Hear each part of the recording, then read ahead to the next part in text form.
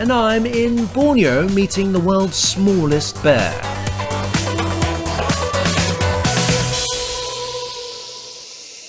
Welcome to the travel show with me, Henry Golding, and Alan and Natalie, the very beautiful sun bears. We're in Borneo at a special conservation centre which has just opened to the public.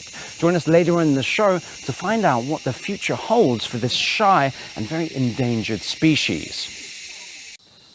Still to come on this week's programme. I'm in Borneo with the world's smallest bear and finding out how this species is being saved from potential oblivion. See you after the break.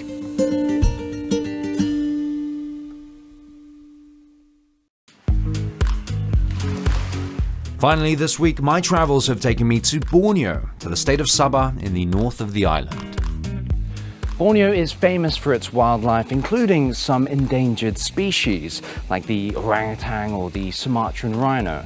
But by far, my favorite and the cutest of them all is the Malayan sun bear. So I've come here to the Borneo Sun Bear Conservation Centre to find out what they're doing to protect the future of these shy and elusive animals.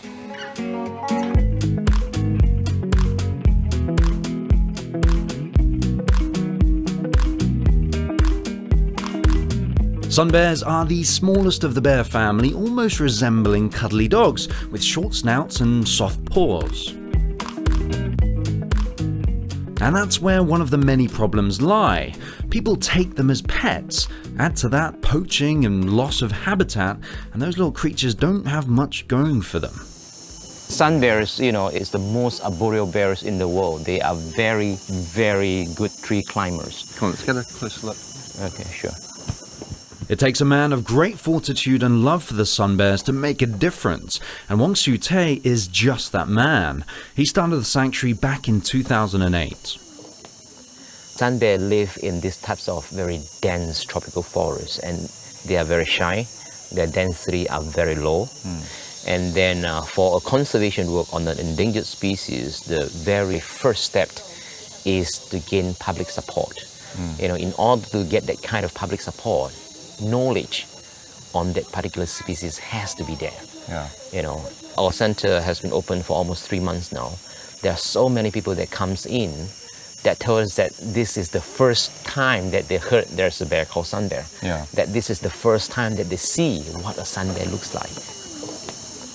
I think it's amazing, and being able to see the sun bears being able to be rehabilitated and see them grow from not wanting to climb to being able to climb and scratch for food and open coconuts, and it's amazing just being able to see them turn into real sun bears. There are currently 33 rescued bears here, in 2 bear houses, a quarantine building, and a number of forest enclosures. Sadly, many have already spent too long locked up in small cages.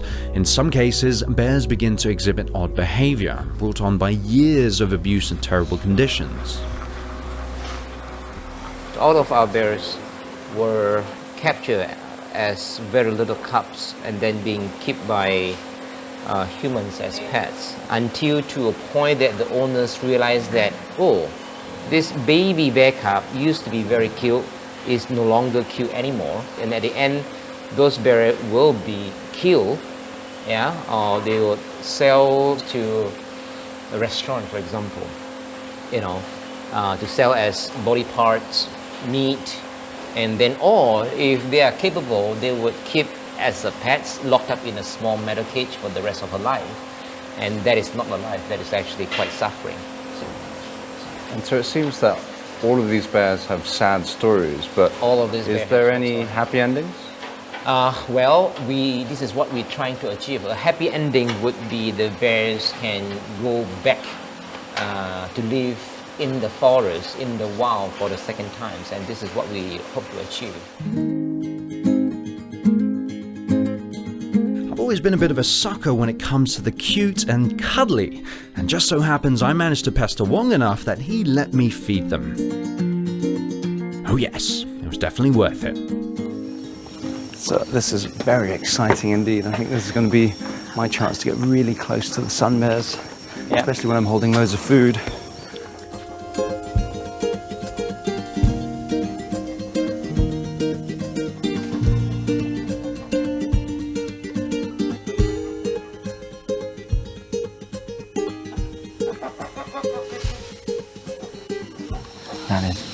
absolutely amazing. They're literally probably about 7 to 10 meters away, just munching on the sugarcane and the sweet corn.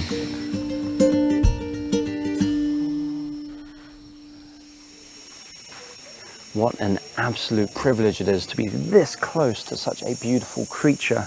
And I'm afraid that's all the time we have for the travel show this week. Join us next week for this. Date of birth, face shape, even my eye colour. It's all on here, but exactly who else has my data?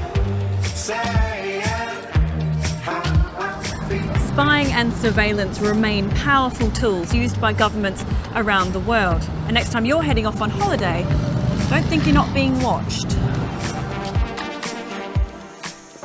That looks like a good one, so do catch that if you can. But in the meantime, keep up to date with us and all of our travels by heading onto our website or social media feeds, and all those details should be on your screen now. But from me, Henry Golding, and the rest of the travel show team here in Borneo, including the bears, of course, it's goodbye.